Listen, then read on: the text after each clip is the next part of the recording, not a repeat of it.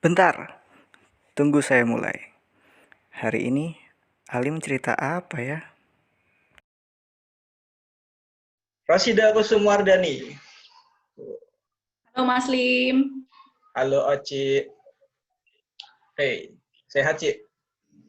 Alhamdulillah sehat Mas. Cuman agak pusing nih karena LPG KKN dan lain-lain belum kelar. Maaf jadi curhat KKN. Oh iya bener Dikelarin juga. dong. Iya ini mau ngelarin habis. Sendirian gitu. Sendirian kan KKN? Oh, sendirian. Jadi single factor dari program dan segala macamnya sendirian.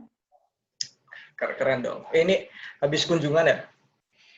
Iya, habis kunjungan sama KMSR nih Mas. Oh, mantap. FSRB. Makanya ini di Sekrepem tadi juga. Oke. Keren sih. Nah, gini Ci. Gimana, Dengar-dengar Mas? dengar-dengar nih. Jadi aku ceritanya lagi latihan hosting, latihan jadi host. Kadang juga ya, nyoba suara yang bulat. Ini suaraku udah enak didengar belum, Ci? Udah kok Mas. Udah.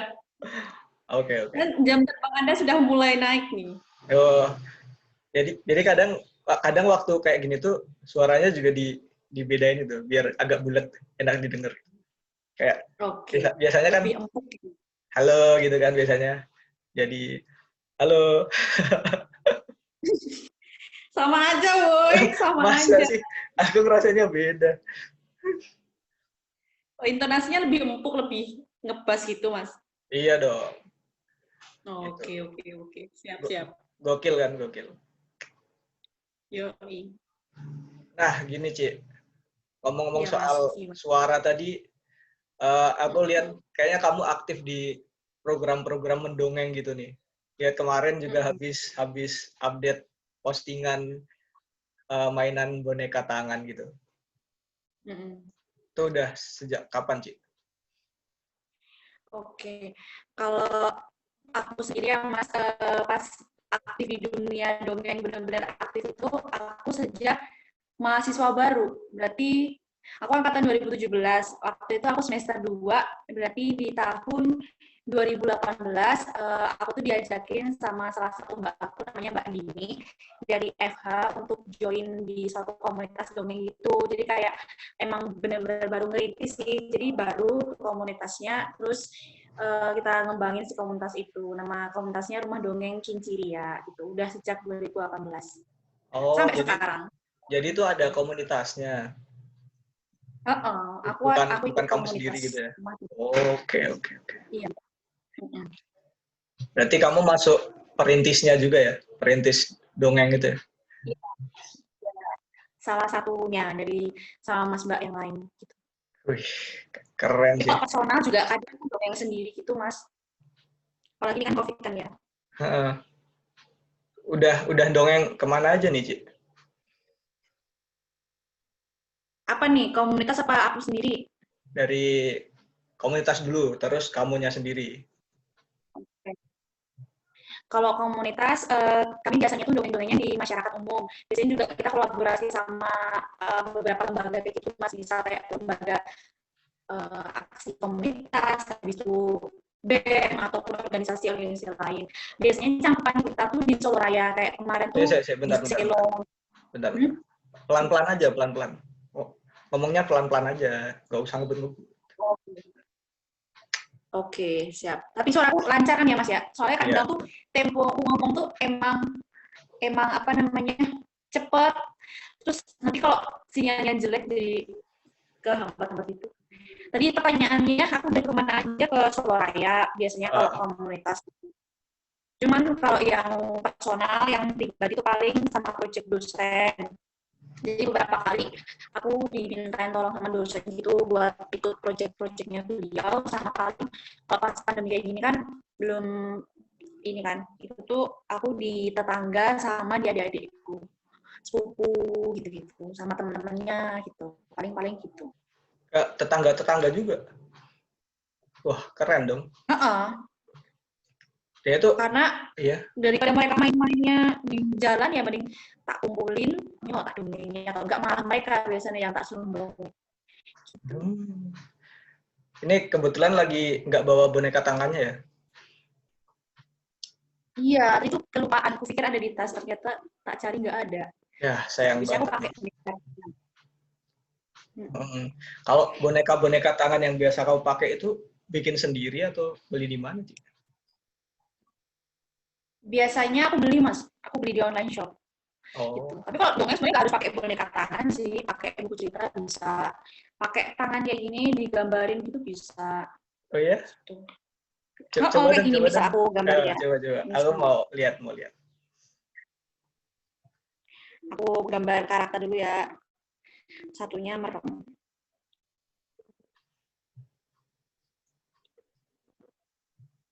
Wait. Kelihatan? Oke, Misalnya gini. kelihatan. Oke, coba Nah, praktekin. ini tuh aku belajar ini tuh dari ini mas, dari salah satu storyteller kerennya Indonesia, namanya Mbak Rona Mentari. Orang tua, orang dewasa tuh bisa ngedongeng dengan banyak metode sebenarnya, kayak pulpen bisa, tangan bisa, dan pakai anggota tubuh kita tuh bisa. Contohnya ini nih, misalnya ini. Bagaimana kabarmu? Perkenalkan, aku memiliki sahabat namanya Cici. Halo Cici. Kayak gitu, misalnya ini tuh masih kan cuma pakai tangan nih. Tangan terus dioret-oret pakai spidol. Terus tinggal kita mainin. Satunya namanya Cici, satunya namanya misal apa ya, Momo gitu. Terus dia udah diajak ngobrol atau enggak kita main gitu. Gitu bisa. Berarti kamu Gitu. bisa ini juga dong, mengubah-ubah suara gitu. Ya sebenarnya kalau aku sendiri ya Mas ya, kalau di depan orang gede tuh di luar orang bocil-bocil itu biasanya aku tuh malu kayak gitu. Kayak Ya, kalau di hadapan Mas ini tuh aku malu sebenarnya, kayak suaranya jadi kecil, jadi kayak kadang tuh kita benar-benar harus berekspresi, suaranya jadi kecil kalau tergantung tokohnya kan. Kalau tokohnya tuh kecil, kayak tadi suara kecil ya kecil.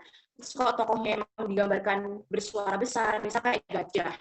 Gajah adalah hewan yang berbadan besar. Nah, nanti suaraku jadi kayak gede gitu, gede oval gitu. Terus kadang kalau pas aku jadi apa semacam apa namanya ya, narator itu nanti aku suaranya biasa kayak gini, kayak suara asli gitu. Tapi tergantung tokohnya. oh, oke. Gimana coba kalau yang suara gede tadi? Oh my god, aku malu. Jangan diketawain ya.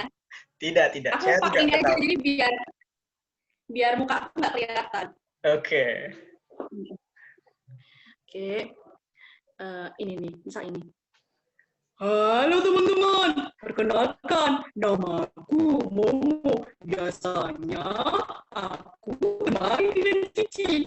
Cici ini adalah adikku dan juga dia merupakan sahabatku. Kami suka sekali bermain bersama. Kami adalah saudara dan juga kami adalah teman. Kami suka sekali bermain bersama. Halo semuanya, salam kenal. Nah, mereka merupakan sahabat dan juga saudara. Mereka suka bermain bersama, bermain layang-layang, bermain bola, dan bermain apa gitu, kayak gitu. Kan soalnya beda-beda. Gila. Itu kalau Gokil. kalau itu kalau aku dongengnya ini ya Mas ya, dongengnya sendiri. Tapi biasanya kita dongengnya bareng-bareng gitu. Nanti aku meranin berapa tokoh, terus nanti temanku berapa tokoh. Jadi kayak nanti lebih enak gitu. Aku fokus ke suara besar atau aku fokus ke suara kecil gitu. Keren sih. Biasanya kamu bawain cerita dongengnya itu genre apa, Ci? Apa ya? Kalau aku tuh tergantung Mas, kalau sama ini ya, kalau sama kolaborasi sama komunitas atau sama lembaga kayak gitu, tergantung mereka mau ada tema-tema tertentu enggak kayak gitu. Misal dulu first time aku ngedongeng di hadapan umum tuh ketika Himapsinya siapa ya? Himapsinya tahun 2017 atau 18 gitu, aku lupa.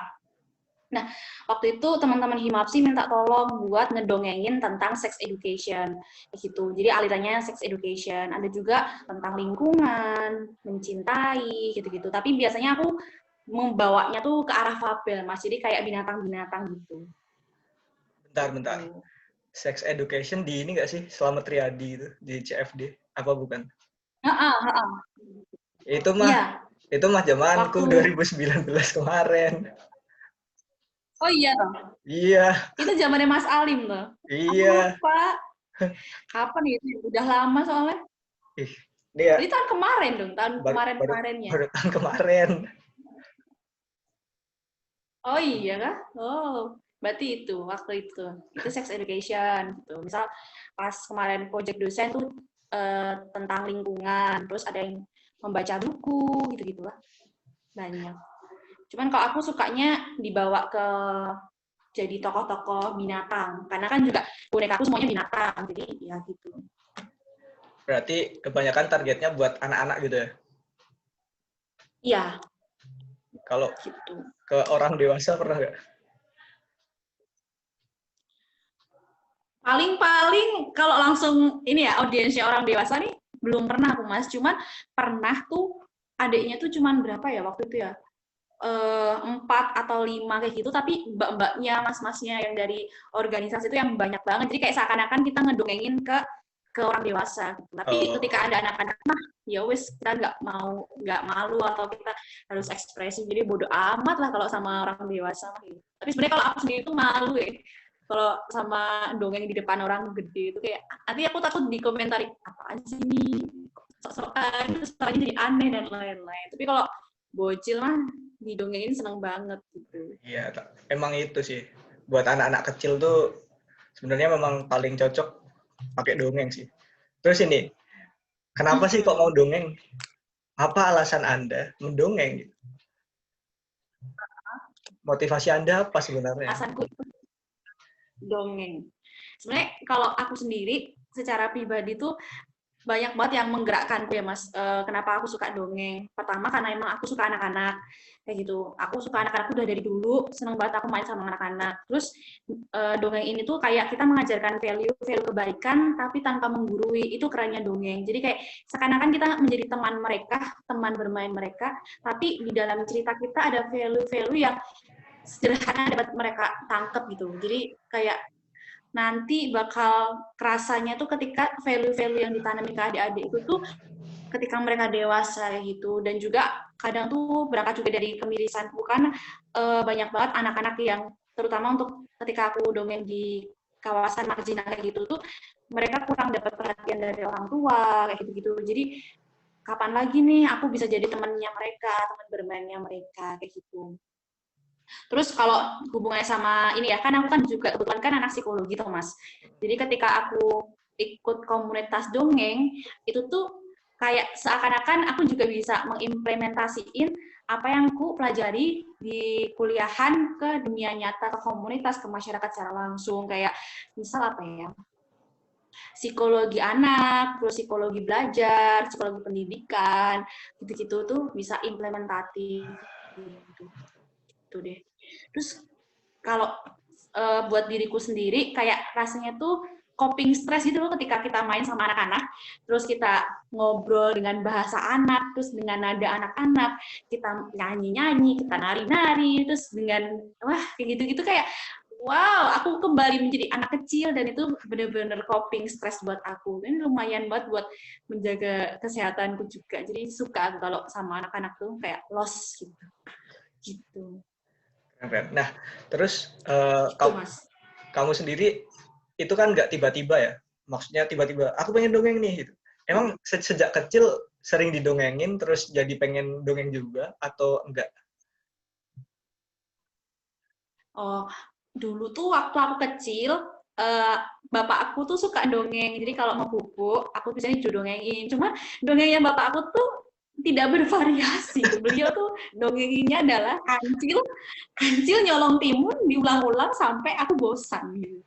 Kayak gitu, terus tapi kayak nggak ada variasinya gitu loh Mas. Kayak ya Allah gitu. Aku ingetnya itu. Terus apa namanya?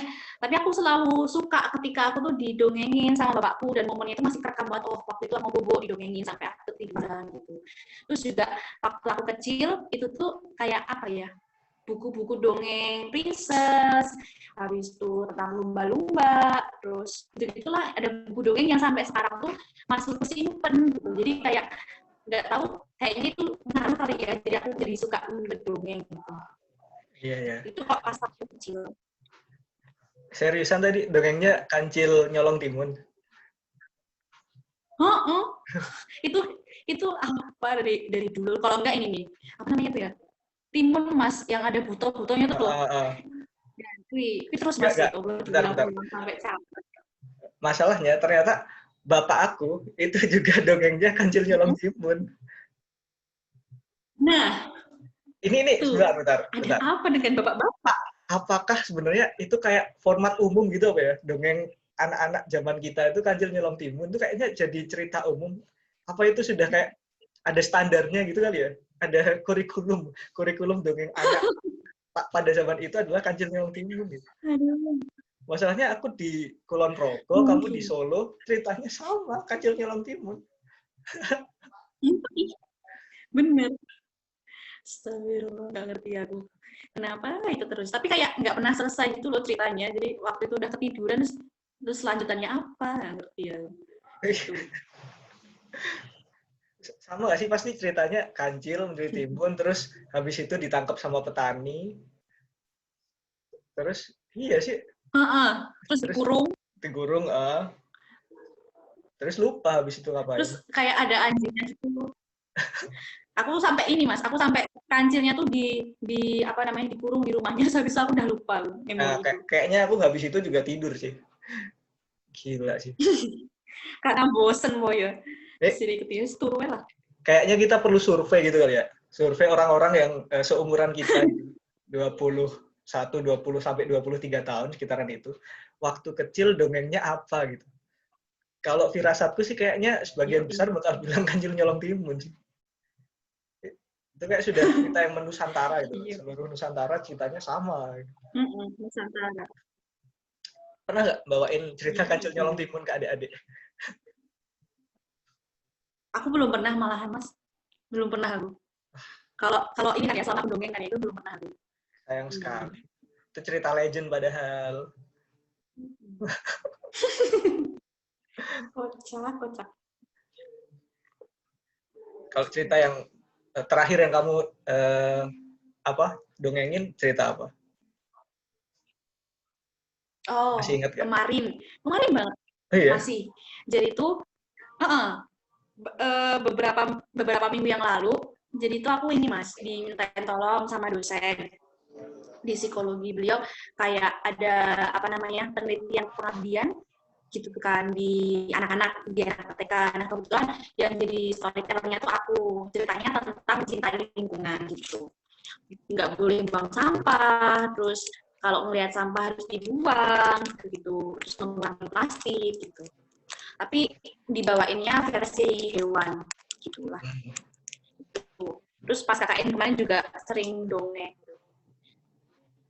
Itu cerita terakhir yang aku bawain baru beberapa minggu yang lalu. Tapi kalau yang ke anak-anak apa namanya kampungku ataupun ke adik-adikku paling ya ini sih ngobrol tapi pakai boneka gitu, masih kayak halo apa kabar ya, sayangnya nggak bawa ya, jadi nggak bisa kagak gitu. Misal ngobrol aja, jadi ibaratnya aku ngobrol sama bocil pakai boneka dongeng dan mereka pakai boneka dongeng itu mereka sangat-sangat excited gitu. Entah cowok entah cewek itu tuh mereka kayak antusias gitu dengerinnya, sama diajak ngobrol tuh mereka seneng banget. Tuh mas. Berarti dari dongeng bisa sampai mana-mana ya, sampai ikut proyek dosen, bisa berguna juga di KKN. Iya. Itu jadi skill berarti ya, skill khusus gitu ya. Gak semua orang bisa dongeng karena aku aja kalau suruh dongeng spontan gitu nggak tahu mau cerita apa. Paling aku taunya ya Kancil Nyolong Timun. Sudah melekat jadi. Nyolong Timun. Kocak. Iya. Gitu mas. Terus berarti kan tetanggamu juga mau didongengin gitu? itu jarang loh aku nemu orang yang mau, Mau. apalagi di tempatku aja nggak ada gitu, ada yang ngumpulin tetangga, anak-anak kecil terus dongeng gini-gini. Iya. Keren sih. Iya, kalau di tetanggaku tuh karena mungkin nggak ada kali ya Mas ya, kan yang kuliah kuliah aja tuh beberapa aja. Terus ketika ketika orang-orang dewasanya itu juga udah pada sibuk kerja gitu-gitu. Jadi ketika cah, ayo neng rumahku, Mbak Neni, panggilanku tuh di rumah tuh Mbak Neni Mas. Mbak Neni punya boneka dongeng. Terus kan di rumah juga ada beberapa mainan. Jadi nggak cuman boneka dongeng yang bisa mereka mainin, tapi ada juga kayak Lego, puzzle, buku mewarnai, buku membaca, terus mainan-mainan bocil-bocil gitu-gitu Mas. Jadi buat ngetarik perhatian mereka tuh aku sediain mainan, terus di tengah itu kasihlah pelajaran tentang menghargai, tentang menyayangi saudara, pakai boneka dongeng gitu. Terus karena mereka juga ini ya, apa namanya, nalurinya seorang anak-anak ketika dikasih mainan didongengin mereka seneng banget dan kayak wah, ternyata gitu. Mereka Iya sih, seneng gitu. Ya wes bener. akunya juga seneng, merekanya seneng udah lanjut nih. Sebenarnya anak-anak emang sangat suka didongengin sih. Kayak aku aja dulu waktu kecil didongengin tiap hari Kancil Nyolong Timun aja enggak bosen gitu loh. Padahal kita kayak udah tahu pasti habis ini kejadiannya ini, pasti setelah ini. Kayak udah hafal tapi tetap enggak bosen. Karena mungkin itulah dunia anak-anak ya. Masalahnya emang seperti itu. Mm-mm. Dan kalau menurutku sih buat penanaman moral, buat mengajari atau sosialisasi hal-hal berat itu paling cocok pakai dongeng sih menurutku kalau buat anak-anak sih. Setuju nggak? Bener. Kayak mungkin Iya, aku sosialisasi setuju. sosialisasi pandemi dan sebagainya itu kayaknya bakal lebih efektif dengan dongeng kalau untuk anak-anak. Tuh. Ya, kemarin pas KKN kan, aku kan KKN-nya KKN COVID ya, Mas ya. Oh Angkatan iya, iya 2007. dengar. Berarti kan KKN-nya tuh sendirian, KKN COVID, dan itu kan bener-bener apa ya, single project yang kita, personal project yang kita jalanin sendiri. Nah, karena aku bisanya dongeng, jadi sekalian aja aku target KKN-nya itu bukan orang dewasa tapi anak-anak, kayak mencuci tangan, terus menjaga apa namanya, imunitas tubuh, olahraga, terus saling menyemangati, itu tuh pakainya dongeng gitu. Pakai kemarin tuh kalau Mas nanti bisa cek Instagramku, di situ ada juga podcastnya. Terus kemarin juga sempat dongeng secara langsung ke kucil-kucil gitu. Sih. Gitu. Kalau itu lebih enak dan menurutku lebih efektif juga gitu kan, bahasanya lebih gampang mereka pahami. Iya benar-benar. Ada di Instagram juga ya. Nanti boleh nggak Instagramnya kita cantumin di sini? Boleh. Nah, itu kan karena aku nggak bawa boneka dongeng ya. Nah, di situ nanti juga bakal ada contoh-contoh boneka dongeng yang biasanya aku pakai. Gitu. Aku pengen ngoleksi sebenarnya biar banyak. Masih. Tapi sayang banget aku lupa bawa. Oke. Tapi masih inget nggak? Tadi kan sampai pengen ngoleksi. Masih inget nggak? Titik awal. Jadi kayak mendongeng adalah bagian dari hidupku. Mm-mm. Titik awalnya tuh waktu aku diajak sama Mbak Dini namanya. Mbak Dini, Mbak Rizka, kan sebenarnya aku udah kenal sama mbak-mbaknya itu beberapa sejak aku ngeband di universitas kan. Terus aku udah Ngeband. ngerti gaya kerjanya dan mereka sangat Oh, friendly, jadi keluarga. Dan di titik itu ketika, nih Ci, ayo kita bawa value untuk nanemin hal-hal baik ke adik-adik pakai dongeng. Wah, oh iya Mbak, aku dulu waktu SMP pernah juga storytelling, cuman storytellingnya ke teman, bukan ke anak-anak gitu kan. Jadi kayak di titik itu kayak semangat banget, dan apalagi ketika semakin ketemu sama bocil dan mereka tuh sangat excited ketika mendengarkan kita ngedongeng tuh jadi semakin semangat. Oh, maybe aku harus terus mendongeng di tingkat yang paling rendah, yang paling dekat keluarga atau enggak anak-anak di kampungku, di desa nenekku. sampai sekarang di titik. Kalau bawaannya tuh kalau sama bocil seneng banget gitu. Iya. Sampai sekarang di titik mau jadi kolektor ya. Apa? Boneka Kolektor suka tuh, boneka. karena Keren. biar variatif, biar mereka bisa mainan. Sendirian pernah bawain berapa karakter? paling banyak? Paling banyak berapa ya? Ntar aku inget-inget dulu ya, Mas. Oh, waktu itu di Sama Tiadi, aku bawain karakter 1, 2, 4 kalau sama narator. Jadi bonekanya ada 3, bonekanya ada 2, terus aku sebagai tokoh, jadi mukaku aku coreng-coreng, aku make upin gitu kan. Jadi kelinci waktu itu, akunya jadi tokoh, tapi aku juga narator. Jadi kalau tokohnya cuma ada 3, terus aku sama narator 1 gitu. Gitu. 4 Pernah. paling banyak, dengan Tapi suara ya yang beda-beda kalau gitu. semakin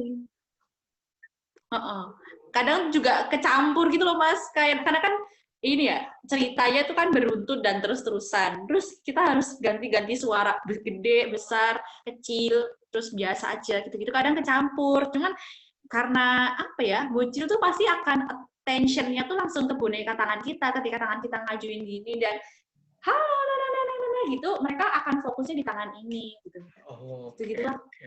Gitu. Keren sih, keren. Ya, selain dongeng, Oci ini juga ini ya, handwriter. Iya. Masih jalan nggak tuh? Masih. Wih. Aku crafter sebutannya sih Mas, Apa? crafter Oh, di Yacht crafter. Project. Apa? Yacht Project? Ya, jadi sebenarnya dulu tuh Heeh. aku kan suka gambar, selain dongeng punya hobi gambar gitu kan Mas. Terus aku pengen beli nih, dari kecil tuh emang aku suka koleksi apa ya, alat-alat lukis, alat-alat mewarnai, itu tuh dari hasil tabunganku. Kayak aku harus nabung beli krayon yang isinya 48 gitu kan. Nah pas aku gedein itu aku pengen beli watercolor yang harganya tuh cukup mahal untuk seorang yang bukan jurusan seni gitu kan, apa psikologi ya, kayak untuk apa beli watercolor mahal-mahal tuh nggak digunain pas kuliah gitu. Nah, biar nggak terlalu berdosa, akhirnya aku pengen juga punya penghasilan pribadi setiap bulannya. Jadi kalau mau jajan, mau organisasi, mau ngapain, hangout sama teman itu nggak harus minta orang tua tuh. Dan ketika jajan sendiri, pakai uang sendiri itu lebih puas gitu rasanya. Nah, makanya kemarin sempat jadi crafter gitu kan, hand lettering, lukis, terus korel gitu-gitu. Oh, keren. Itu punya akun juga buat promosi itu? Kalau dulu waktu aku pribadi itu, aku punya akun namanya cecoret.id, Mas. Woi, aku sekalian promosi nih. Iya. Jadi Nanti tak akun cantumin di sini cecoret.id ya. itu isinya, oke, mantap. Cecoret.id itu dulu isinya kayak watercolor, terus handwriting, gitu-gitu, Mas. Handwriting buat dipajang gitu kan, di frame gitu. Cuman aku tuh kurang, ini loh, kayak, apa ya istilahnya, manajemen bisnisku tuh kayak, ya ini hobi dan ini untuk teman-temanku ketika mereka butuh kado, nih aku bikinin nih kado harga teman gitu kan. Nah, terus aku off, habis itu aku udah mulai diajakin sama temanku untuk lebih profesional buat menggeluti dunia bisnis, sociopreneurship namanya Mas. Jadi sebagian laba kita untuk beasiswa, sebagian untuk kita pribadi, kayak gitu. Jadi di dalam bisnis yang sedang aku geluti sama teman-temanku itu tuh ada beberapa bagian-bagiannya. Nah, di situ aku mulai profesional untuk, oke, aku pengen jadi freelancer nih, meskipun lagi coba-coba ya, kayak ya belum seberapa kalau dibandingin sama pegawai yang udah tetap, tapi ada kenikmatan sendiri ketika aku bisa jadi freelancer di crafter itu. Gitu. Kalau yang sekarang, yang lebih profesional tuh aku di Yacht Project. Yachtproject.id, nah nanti produk-produk lukisnya itu hasil tanganku gitu. Kalau dulu kan dicecoret, sekarang di Yacht Project. Tapi yang cecoret masih hidup nggak itu? Masih. Oh, masih. Jadi emang cecoret itu tuh akunnya tuh dulu ceritanya adalah sebuah akun untuk aktualisasi diri, Mas. Jadi karena aku suka kan kalau di pribadi itu kan isinya foto-foto kan ya. Nah kalau di cecoret itu isinya emang khususon untuk galerinya Oci gitu. Hasil cecoretanku, terus habis itu aku juga suka bikin konten-konten tentang psikologi gitu kan. Tentang isu apa, lagi hits apa, terus tentang isu psikologi apa yang lagi booming. Nah, biasanya aku kayak bikin konten-konten gitu, Mas, di Cecoret. Jadi, kalau sekarang banget nih, aku fokusin Cecoret ID ini untuk apa ya? Untuk akun edukasi tentang psikologi, tapi ya itu untuk aktualisasi diriku aja biar ada penyaluran lah gitu. Tapi emang belum seserius itu untuk ku garap sih, Mas, gitu. Bagus sih itu, dilanjutin aja mending. Apalagi di sekarang kan kondisi pandemi kayak gini dan orang-orang lebih banyak hidup di dunia maya gitu. Ya, Ya, orang-orang lebih banyak hidup di dunia maya. Itu bisa jadi apa? Peluangmu mungkin. Ya, peluang apa aja ambil aja gitu selagi ada dan bisa. Keren banget, ya. Oci. Ada ini nggak? Dongeng online ada nggak? Program mendongeng online. Apa ya? Ini Mas, aku tuh baru mau ngajak teman-temanku komunitas kan karena pandemi kan kita nggak bisa secara langsung kan ya kayak dongengin iya ketemu bocil aja susah gitu kan. Nah baru besok minggu depan tuh aku pengen ngajakin juga teman-teman gitu kan. Ayo kita bikin dongeng yuk, konten dongeng yang 10 menit atau 5 menit itu kan udah cukup ya untuk anak-anak karena fokusnya mereka juga terbatas. Nanti kita upload di Instagram gitu. Kalau sejauh ini sih belum, tapi udah ada rencana untuk itu gitu. Tapi kalau dongeng online ini Mas, apa namanya? Paling kalau dari komunitas kita pernah ngadain kayak semacam workshop atau pelatihan buat internal kita dan orang lain kayak pelatihan dongeng gitu. Dulu pernah. Tapi untuk program mendongeng online kita bikin apa? Sharing-sharing cerita dengan dongeng gitu baru mau ya? Iya, kalau tentang dongengnya, yang dongeng dilakukan secara online baru mau akan di ini. Oke. Aku tunggu dongengnya. Pengen nonton juga nih. Soalnya lagi nggak bawa nih boneka tangannya. Jadi nanti kalau ada aku mau nonton juga. Terakhir nih, Ci. Menurutmu Gimana Mas? dongeng untukmu itu apa? Arti dongeng untukmu buat closing. Buatku, dongeng itu bagiku adalah cara untuk menjadi teman bermainnya anak-anak. Terus untukku pribadi itu jadi salah satu cara untuk aku self healing dan bisa menjadi the authentic me gitu. Jadi Oci yang sesungguhnya dan lepas gitu. Mantap. Terima kasih, Oci. Terus berkarya, mau lihat karya-karya dongeng-dongengmu lagi dan apa hand lettering dan Siap. sebagainya. Pokoknya terus berkarya. Semangat terus, Oci. Dan terima kasih. Wassalamualaikum warahmatullahi wabarakatuh. Waalaikumsalam warahmatullahi wabarakatuh. Makasih juga Mas Alim. Oke.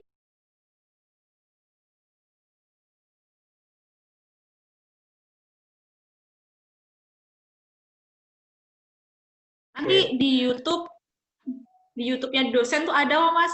Nanti insya Allah kalau udah dirilis ya. Mantap. Soalnya Dosen siapa sih? di-upload juga nanti di YouTube katanya. Dosen siapa? Banyak itu timnya tuh Bu Latus ada, terus Bu Afia, ketua timnya Pak Hakim. Oh. Terus Bu Afia, Bu Zulfa, Bu Latus, Bu Ria, Pak Adit, Mamas, Pak Bagus, hampir semua dosen kayak yang apa ya? Nenek Polsai apa gitu, aku lupa nama grupnya. Group Research Behavior gitu-gitu Mas. Lupa. Keren. Semantap, Oci. Ya udah, mau ngapain lagi nih? Lu nggak mau nyoba bikin YouTube gitu? YouTube ngedongeng gitu? Siapa? Kamu? Aku tuh. Aku tuh masih cupu banget ya Allah. Aku tuh masih cupu Mas kalau dongeng tuh. Masih malu-malu aku tuh. Gitu. Gak apa-apa tau. Coba aja. Pengen tapi dulu aku pengen sempat podcast. Terus itu hanya wacana ternyata. Dulu waktu tugas PRP. Tapi kalau dongeng podcast bagusan ini sih, bagusan ada videonya, ada bonekanya gitu. Visual. Iya, bagus ada visualnya, lebih menarik sih. Coba aja bikin. Yoi. Iya. Nantilah ya sama komunitas lah ya Mas ya. Aku pengen ini sih mengkaryakan anak-anak komunitas jadi biar nggak mati meskipun pandemi. Gitu. Asik. Iya. Masih banyak juga anggota komunitasnya. Iya, ini tantangan juga sih Mas sebenarnya kalau komunitasku tuh apa namanya ya? Generasi pertama yang bentuk yang ngerintis dari awal tuh emang bener-bener kayak udah deket banget kayak keluarga gitu kan. Cuman habis itu kita oprek, habis oprek pandemi ya, terus habis Ah, kayak orang-orangnya juga nggak langsung beda gitu. Kalau komunitas sama organisasi kan beda ya. Kalau komunitas kan harusnya lebih dekat, lebih keluargaan gitu, nggak ada aturan-aturan yang terlalu saklek gitu. Anggotanya lumayan berapa ya? Kalau nggak salah tuh 28. Cuman beberapa emang belum ada yang udah ada basic dongeng, ada yang mau coba. Karena kalau dongeng itu kuncinya kita harus berani dan kayak nggak takut malu. Nah, kalau sama anak-anak kan harus kayak ekspresif. Kalau ya kamu mau ekspresif harus. ketawa aja gitu. Misalnya kayak mau nangis nangis banget, kalau mau sedih sedih banget gitu gitulah. Nah itu ada beberapa yang belum berani dan emang belum pernah ngedongeng sebelumnya. Nah karena pandemi kita jarang latihan, jarang kumpul, jadi beberapa juga belum terasa skillnya gitu. Padahal kalau dongeng kalau semakin dicoba semakin berani buat apa namanya buat all out ekspresif itu nanti bisa sendiri karena semua orang bisa dongeng sebenarnya tinggal mau latihan atau enggaknya. Iya sih. Biasanya kalau kamu punya cerita-cerita gitu ngarang sendiri apa ada ceritanya? Cerita-cerita dongengnya. Ngarang. Ngarang sendiri. Ngarang. Bagus dong. Kayak Kan apa ya, misal dari panitia atau dari ininya, oh cerita tentang ini nih, tentang apa ya, membaca buku.